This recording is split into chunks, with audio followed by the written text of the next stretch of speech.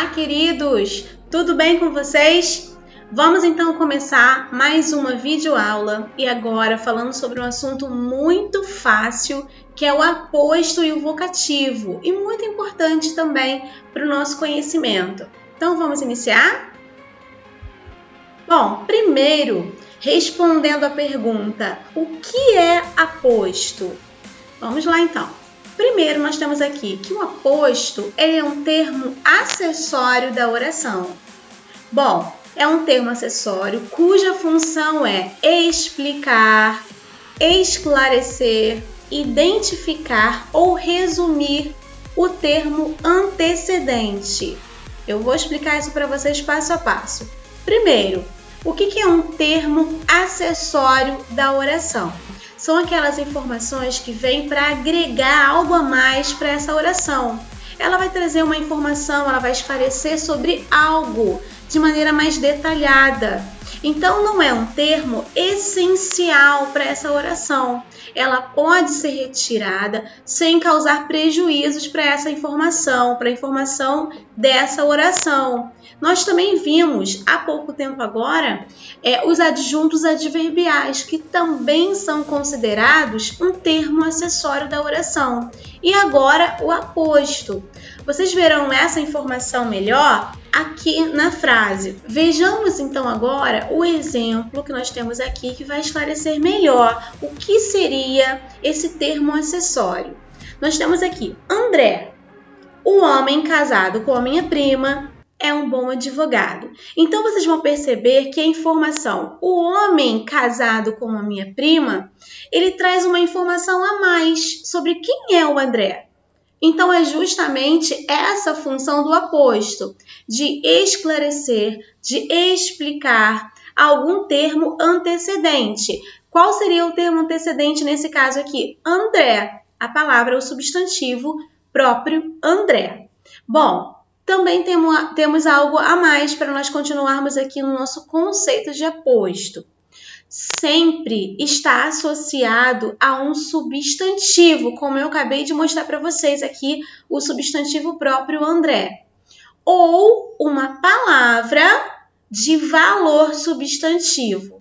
Bom, nós vamos classificar isso agora ao longo das explicações sobre o aposto. Vamos lá? Bom, nós temos aqui uma informação muito importante para esclarecer em relação à pontuação. Mas por quê? Porque como vocês já viram que o aposto ele retoma um termo antecedente e essa informação que ele traz, ele vai estar isolado entre vírgulas ou utilizando até mesmo outras pontuações. Vamos ver aqui nessa oração quais são as pontuações que nós podemos utilizar. Bom, temos aqui, Marcos, professor de inglês. Olha aqui, a informação sobre quem é o Marcos. Chegou. Então, essa informação a respeito desse substantivo anterior, ao termo anterior, ele veio isolado entre vírgulas. O que ocorre?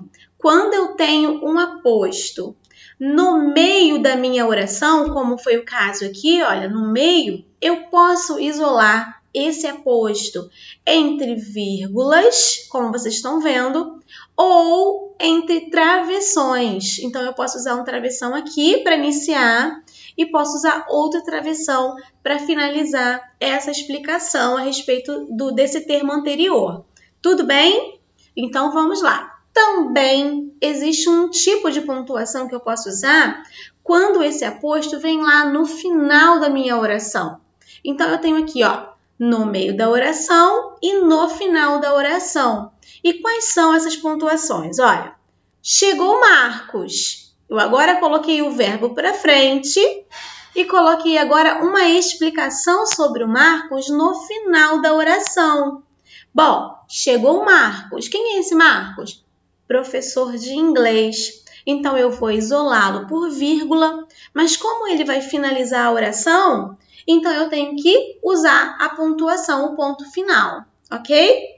Também poderia usar o travessão? Poderia, sendo que eu vou começar com travessão para isolar esse termo explicativo e vou usar o ponto lá no final. Bom, também da mesma forma eu posso abrir o parênteses e vou fechar o parênteses e depois eu fecho com a pontuação, com o ponto final. E por último, eu também posso usar aqui os dois pontos. Os dois pontos para dizer quem é o Marcos, professor de inglês, e lá no finalzinho a pontuação para finalizar essa oração. Tranquilo, facinho, né? Então vamos prosseguir. Agora vamos conhecer os tipos de aposto. Bom, eu separei para vocês aqui várias frases para vocês identificarem as diferenças entre esses apostos. O primeiro aposto que nós vamos começar é o aposto explicativo. Vejamos como esse aposto explicativo. Bom, é aquele usado para explicar o termo anterior a ele, assim como todo aposto sempre retoma um termo antecedente, um termo anterior. Bom, só que ele dá um significado maior para esse antecedente, para esse substantivo. Então, foram todos aqueles que nós vimos até agora, aqueles exemplos falando sobre o Marcos, que nós acabamos de ler há pouco, é um tipo de aposto explicativo, porque traz uma informação sobre essa pessoa ou sobre o termo anterior mencionado. Então, temos aqui o seguinte exemplo. Gregório de Matos, autor do movimento barroco. Olha essa informação preciosa sobre Gregório de Matos. Então, é um aposto explicativo. É considerado o primeiro poeta brasileiro. Bom, reparem que se eu tirar essa informação, eu continuo tendo uma informação completa na oração, mas não trazendo esse detalhe, né? Essa informação mais explicativa sobre esse autor Gregório de Matos. Embaixo, Pedro, meu melhor amigo, obteve nota máxima na prova de matemática. Então, vocês estão reparando aqui, ó, que eu trago uma informação sobre quem é esse Pedro. Pedro, meu melhor amigo. Então, aqui nós temos presente, isolado, entre vírgulas, o aposto explicativo. Fácil, fácil. Vejamos o próximo tipo de aposto. Agora, nós temos o aposto resumitivo. Resumitivo, professor, é sim, e também posso chamá-lo de recapitulativo. A palavra resumitivo fica até mais fácil nós compreendermos, porque já fala de resumo, né? Fala mais em resumir algo, né? A própria nomenclatura já nos traz essa informação. Então, temos aqui, olha, resume termos que o antecedem. Ele tem essa função de resumir. E geralmente se expressa através de um pronome indefinido. Normalmente isso vai acontecer com esses tipos de aposto. Como assim? Eu tenho lá delegado, policial, prefeito, vírgula, ninguém o intimidava. Reparem que esse ninguém, essa informação aqui, ó, essa palavra, esse pronome indefinido ninguém, ele está retomando, ele está resumindo tudo o que foi dito anteriormente. Eu tenho aqui, ó, delegado, policial, prefeito. Ninguém o intimidava. Então, como ele resume esses elementos citados anteriormente, ele é chamado de aposto resumitivo. Reparem que ele tem uma vírgula antes desse pronome surgir. Antes desse aposto resumitivo vem essa vírgula, ok? Ele não ficou isolado como o aposto explicativo. Bom, vento, chuva, neve, nada o impediu de cumprir sua missão. Novamente, nada está resumindo todos os elementos, todas as palavras ditas anteriormente na oração. Tranquilo, muito fácil. Agora, o aposto enumerativo. Gente, quando falamos de enumerativo, é o que vai enumerar, traz uma enumeração, uma sequência, não é isso? Então, vejamos. É um aposto que enumera ideias, que vêm resumidas num termo antecedente. Bom, vamos ver isso na prática aqui no próprio exemplo. Li os seguintes autores para o vestibular. Aí eu vou agora elencar quais foram esses autores. Machado de Assis, Graciliano Ramos e Guimarães Rosa. Então agora eu enumerei, foi uma sequência de termos que eu utilizei para enumerar quais foram esses autores lidos no meu vestibular, tá? Então, eu sempre tenho a marcação desses 2 pontos aqui quando eu vou enumerar, quando eu vou trazer uma sequência dessas enumerações que eu vou listar. Logo seguidamente, logo posteriormente vem essa sequência. Então, esse é o aposto enumerativo. Tenho certeza que muitos de vocês já escreveram frases assim, já viram frases, mas não sabiam que esse era um aposto enumerativo. Bom, compramos os itens que faltavam da lista escolar. Lápis, caneta e estojo. Então, há aí uma sequência de palavras sendo enumeradas, portanto, aposto enumerativo. Muito fácil. Vejamos agora o aposto especificativo. O próprio nome já diz, né? Especifica. Então, quando eu tenho esse especificativo, tem que ter uma atenção maior em relação a ele, porque ele não tem pontuação. Vocês repararam que as outras classificações de aposto sempre vieram seguidas de uma pontuação. Mas esse aposto especificativo, ele não tem pontuação, por isso pode trazer alguma dúvida, alguma confusão para ser identificada, mas ele é muito simples. Vamos identificá-los aqui abaixo.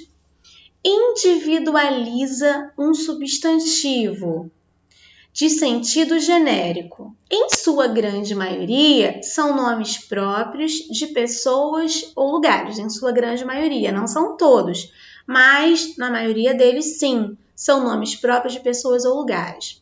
Por exemplo, o escritor Guimarães Rosa foi diplomata. Reparem que aqui eu tenho Guimarães Rosa, é um nome próprio, um substantivo próprio, que está se referindo ao substantivo escritor. O escritor, qual foi o escritor? Guimarães Rosa.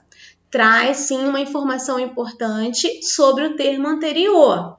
Está individualizando, está especificando quem é esse escritor. Então, eu tenho um aposto especificativo sendo utilizado.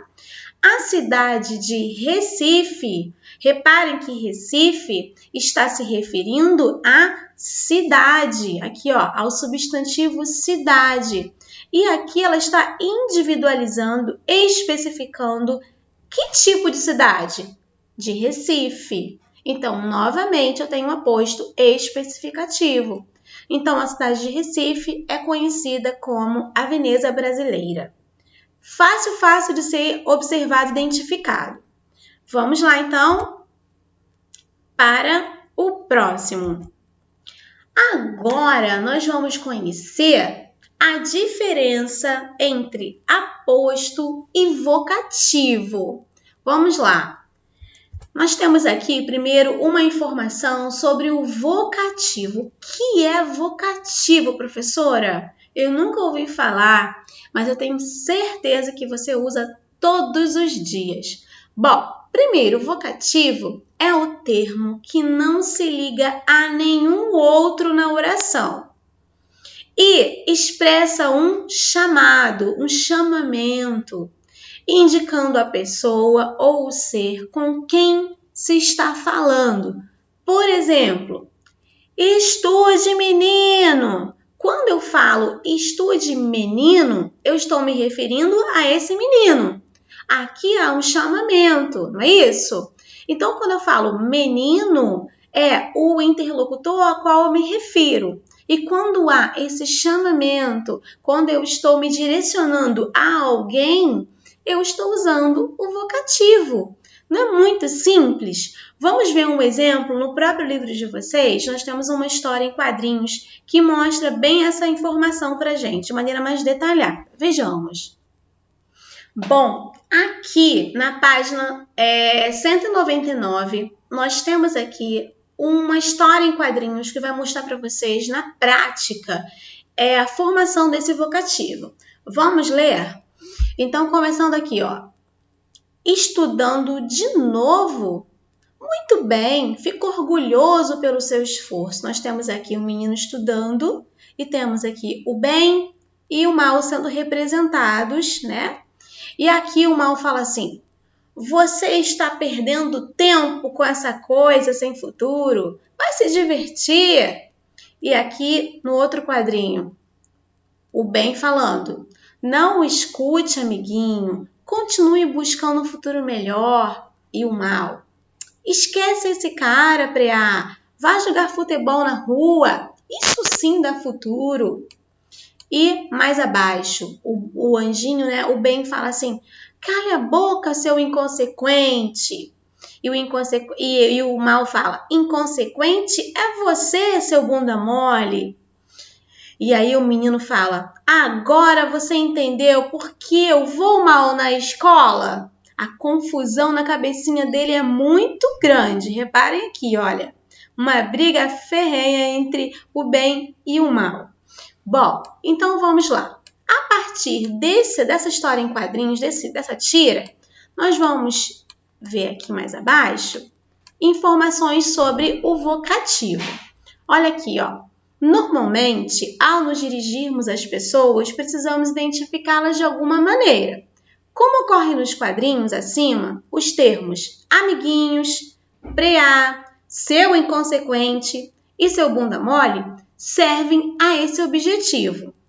Gramaticalmente, esses termos recebem o nome de vocativo. Muito bom!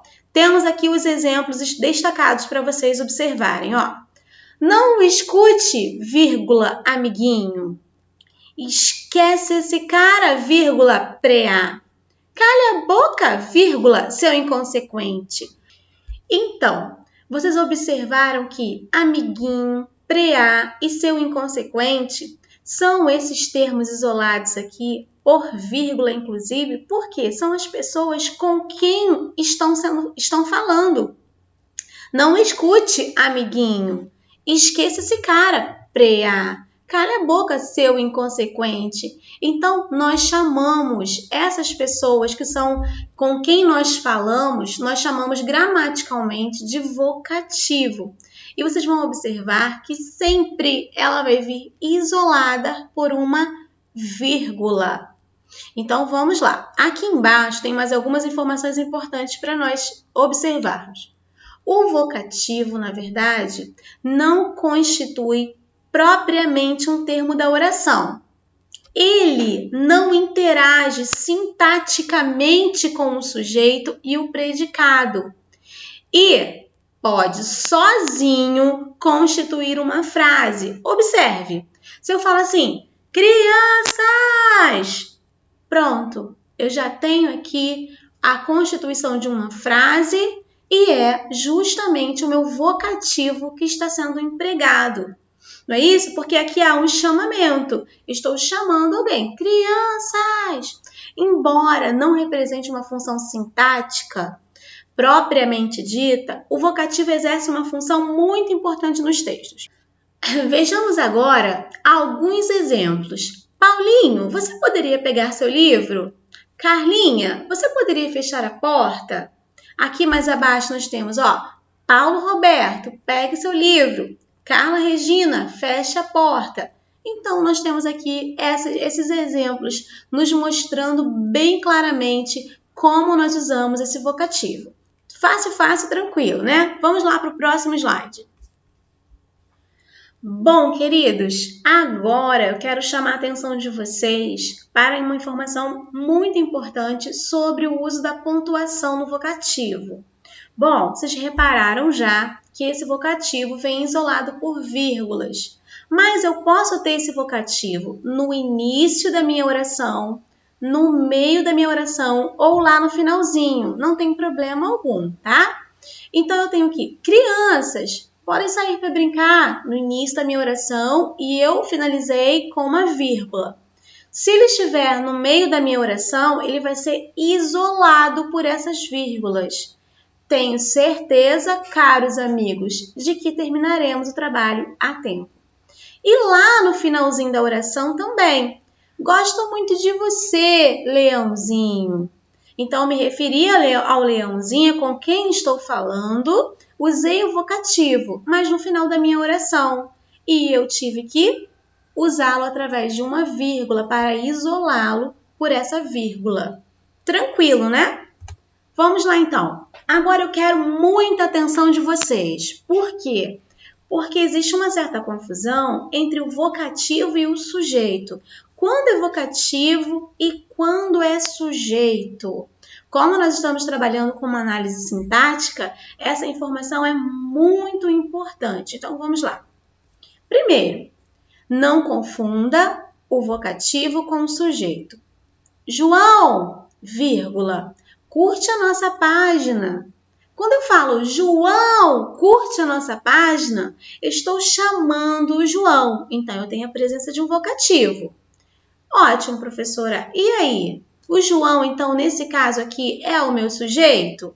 Bom, quem curte a nossa página? Não é o João, professora? Então, queridos, como o João, ele é o vocativo nessa oração, ele não está integrado diretamente a essa oração. Portanto, ele não exerce função de sujeito. Ele é assim chamado de vocativo apenas. Então, professora, quem é o sujeito dessa oração? Curte a nossa página. Quem curte? Ele, sujeito oculto. Pronto. Esse seria o sujeito dessa oração. Então, vamos lá na segunda oração. João curte a nossa página. Quem curte a nossa página? João. Agora eu estou chamando o João ou estou afirmando que o João curte a nossa página? Agora não há nenhum chamamento. Então, eu não estou empregando o vocativo. E sim estou afirmando que o João curte a nossa página. Agora, vocês vão reparar aqui, olha, pela ausência da vírgula. Eu não tenho o João separado por vírgula da oração. Então, o João faz parte dessa oração e, sintaticamente, ele exerce a função de sujeito. Quem curte a nossa página? João. Portanto, João é o sujeito dessa oração. Repararam a diferença? Primeiro, o vocativo sendo empregado é o chamamento e ele é separado por vírgula. E embaixo eu não tenho a vírgula e eu tenho uma afirmação, que João curte a nossa página. Então essa é a diferença e não pode haver confusão entre o vocativo e o sujeito. Eu coloquei uma informação para vocês aqui muito legal. O sujeito não deve ser separado do verbo por vírgula. Lembram que eu já havia conversado com vocês a respeito dessa informação. Eu não separo o sujeito do seu verbo ou do seu predicado por vírgula, de modo algum. Então, eu tenho aqui, isso só acontece quando há um termo intercalado, como um aposto. Lembra-se, por exemplo, João, meu melhor amigo, vírgula, curte a nossa página. Então, teria um termo intercalado aí para trazer uma informação sobre o João. Aí já seria o aposto. Aí sim, João poderia estar separado do restante da oração entre essas vírgulas. Entenderam? Por exemplo, ó, João, vírgula, meu melhor amigo, vírgula, curte a nossa página. Nesse caso, João, ele sim seria o sujeito. Mas estaria separado porque estaria usando um termo intercalado para separá-lo do restante da oração. Isso só acontece quando há um termo intercalado, como um aposto. Portanto, a presença da vírgula na primeira oração caracteriza o vocativo, como eu já mostrei para vocês aqui. Tranquilo, né? Agora aqui nós temos o exemplo que eu falei para vocês agora há pouco sobre o termo intercalado. Olha só, nós não separamos o sujeito do seu verbo através de uma vírgula. Não pode jamais. Porém, nos termos intercalados, numa informação a mais sobre esse sujeito, isso isolada por vírgula, entre vírgulas, esse é o único caso que eu posso separar esse sujeito do restante da oração, como é o caso aqui de Marcos. Olha, Marcos, professor de inglês. Então, eu tenho entre vírgulas, essa informação está isolada, essa informação. Chegou. Aqui eu tenho, quem chegou? Marcos. Marcos aqui é sujeito. Mas por que ele é sujeito, está separado por uma vírgula? Porque aqui está usando entre vírgulas um termo intercalado que traz uma informação a respeito do Marcos, que no caso é o aposto que nós vimos agora há pouco e o aposto explicativo. Tranquilo, fácil, não é mesmo? Então é isso, queridos. Espero ter esclarecido bem sobre esse assunto. Qualquer dúvida, podem enviar para os nossos canais de comunicação, que eu vou ter muito prazer em ajudá-los, em auxiliá-los. Ok? Um beijão, fiquem com Deus e até a próxima, se Deus quiser. Tchau, tchau!